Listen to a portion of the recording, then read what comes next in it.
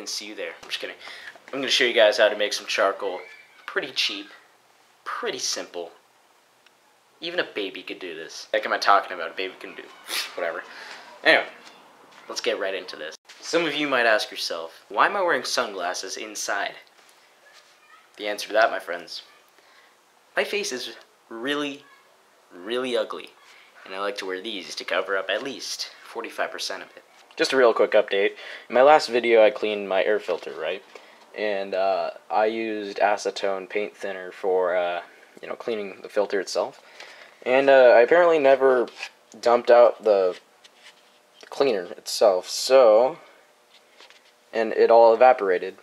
So this is all the dirt that was in my filter. It's pretty nasty. Alright, let's get right into this. Like I said, this is really simple and cheap to make. All you need really is just a small tin can. It could be like a can of food or something, or just a little tiny paint can. That's what I used here. Kind of don't want to rip my fingers off, my nail. There you go. That is all the charcoal that I made previously. As you can see, it makes a pretty decent amount.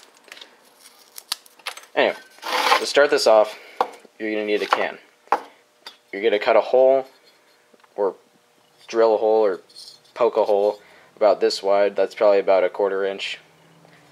And that's pretty much all you need for your prep. Next, what you need is to find a piece of wood. This is just a chunk of a door that I have for some reason, because we got new carpet, and it was a lot more thick carpet, so we needed to cut the bottoms off all of our doors, because they would barely open. So, let's get this crap out. That is a lot of charcoal. Obviously, charcoal is good for starting barbecue, starting fire, starting anything, starting your car. You're going to put your wood in there, close the lid.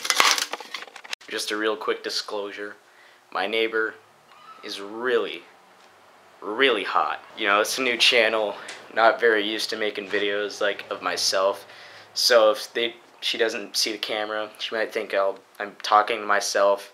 That's kind of weird, but let's do it anyways.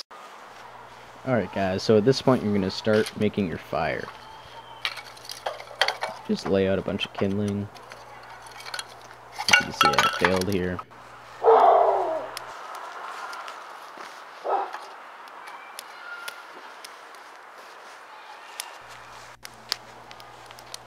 So now you take your tin can with your wood, place it in the flames.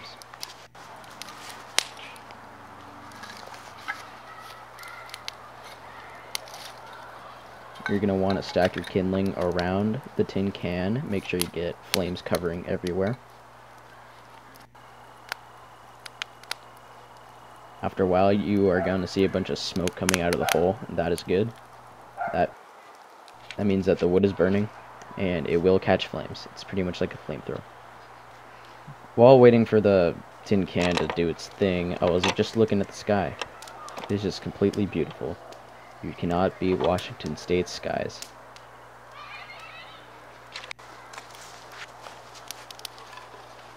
So after a while, you'll see that the flame coming out of the tin can will subside. And this one didn't completely because it was just taking way too long, and I got really impatient.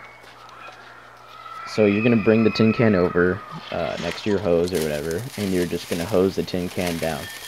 The reason why is because obviously it's been in a fire and you're going to pretty much roast your hand off.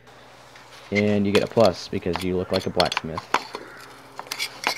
So here I'm taking off the lid of my tin can just to see what the end result was. And this was a fail, as you can see later. So as you can see, the wood is now a little bit smaller and it just breaks apart super easily.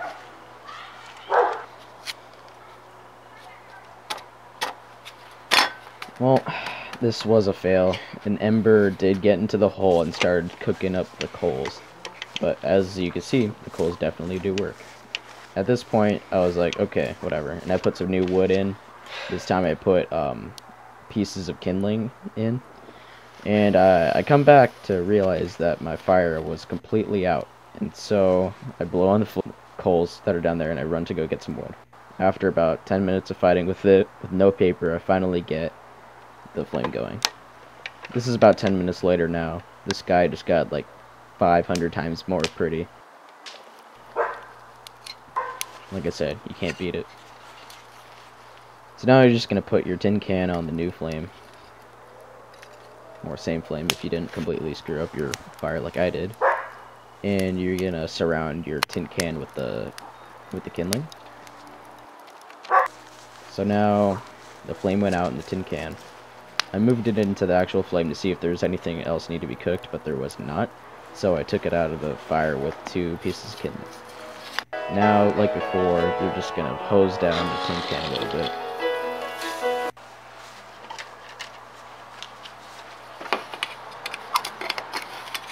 So now I'm taking off the lid to see what the end result was.